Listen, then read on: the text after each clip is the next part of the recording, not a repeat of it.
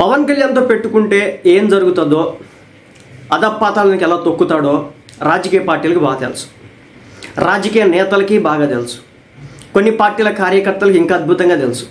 అలాగే సినిమా ఇండస్ట్రీలో ఆయన గట్టిగా పట్టుకుంటే ఏం జరుగుతుందో, పాప్కార్న్ రేట్ల దగ్గర నుంచి కూల్ డ్రింక్ వరకు రేట్లు ఎలా నడుస్తున్నాయి థియేటర్లో, ఎవరైతే పంచాయతీరాజ్ శాఖ కింద ఎవరైతే అధికారులు ఉంటారో, లోకల్ అధికారులు, ప్రభుత్వ అధికారులు వాళ్ళని పంపించి కనుక చూపిస్తే కనుక తిక్క కుదురుతుంది, లైన్లోకి వస్తారన్నమాట.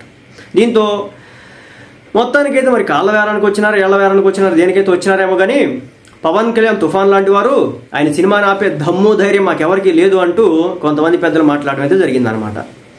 తెలుగు స్టేట్ ఫిలిం ఛాంబర్కు మూడోసారి అధ్యక్షుడిగా సునీల్ నారంగ్ అయితే కార్యదర్శిగా శ్రీధర్ ఎన్నికయ్యారట. ఈ క్రమంలో తెలంగాణ స్టేట్ ఫిలిం ఛాంబర్ అధ్యక్ష కార్యదర్శులు ఎంపీ అనిల్ కుమార్ యాదవ్ సన్మానించి అభినందనలు అయితే తెలియజేస్తున్నారు. నూతన కార్యవర్గ ప్రముఖ నిర్మాతలు సురేష్ బాబు, అభిషేక్ అగర్వాల్, తెలుగు ఫిలిం ఛాంబర్ అధ్యక్షుడు భారత్ భూషణ్, కార్యదర్శి దామోదర్ ప్రసాద్ తదితరులు అభినందనలు తెలియజేశారు. సో ఇదైతే ఏంటంటే మొత్తానికి ఇంకో కమిటీ ఏదో ఫామ్ చేసినట్టున్నారు. సో ఆ కమిటీలో ఓటింగ్ ఏదో చేసుకోగా దాంట్లో వీళ్ళు గెలిచినట్టున్నారు. ఆ తర్వాత తెలంగాణ స్టేట్ ఫిల్మ్ ఛాంబర్ అధ్యక్షుడు సునీల్ నారంగ్ మాట్లాడుతూ హీరోల రెమ్యునరేషన్ గురించి మాట్లాడే హక్కు తమకు లేదన్నారు. హీరోలు ఎక్కువ సినిమాలు చేయాలనేదే తమ ఆకాంక్షని చెప్పుకొచ్చారు. ఏ వ్యాపారమైనా డిమాండ్ అండ్ సప్లై మీద ఆధారపడి ఉంటుందని ఫిల్మ్ ఛాంబర్లో జరిగినటువంటి సమావేశంలో తాను లేనని చెప్పుకొచ్చాడు. థియేటర్ల బంధు వార్త విని తాను కూడా ఆశ్చర్యపోతున్నా చెప్పుకొచ్చారు.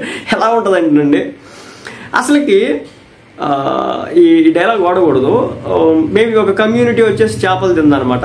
కానీ ఏంటంటే అక్కడే బుట్టలో ఉన్నటువంటి చేపలన్నీ అయిపోతాయి. ఎవరు తిన్నారంటే బుట్ట తిందన్నారంట. సో అది పరిస్థితి. నేను ఇప్పుడు ఆ కమ్యూనిటీ పేరు చెప్పడం కరెక్ట్ కాదు కాబట్టి నేను చెప్పట్లేదు. అలా ఉందన్నమాట. వీళ్ళు అనేసిన మాట అనేసినారు, చేయాల్సిన పనులు చేసేసినారు చాలా మంది వీళ్ళల్లో.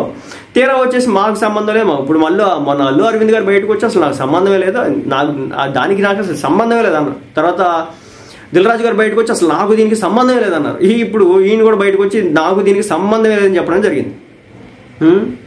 150 కోట్ల జనాభా ఉన్న దేశంలో ప్రేక్షకులు అలరించేందుకు 30 నుంచి 40 మంది హీరోలు మాత్రం ఉన్నారని అన్నారు. హీరోలు దేవుళ్ళు లాంటి వారని, వాళ్ళకు వ్యతిరేకంగా మాట్లాడే సాహసం ఏ ఎగ్జిబిటర్, డిస్ట్రిబ్యూటర్, నిర్మాత చేయరని చెప్పుకొచ్చారు. ఇక అగ్ర కథానాయకుడు పవన్ కళ్యాణ్ తుఫాన్ లాంటి వారని, ఆయన సినిమా ఆపే అధికారం ఎవరికి లేదని సదరు వ్యక్తి చెప్పుకురావడం అయితే జరిగిందనమాట. సో అది పరిస్థితి.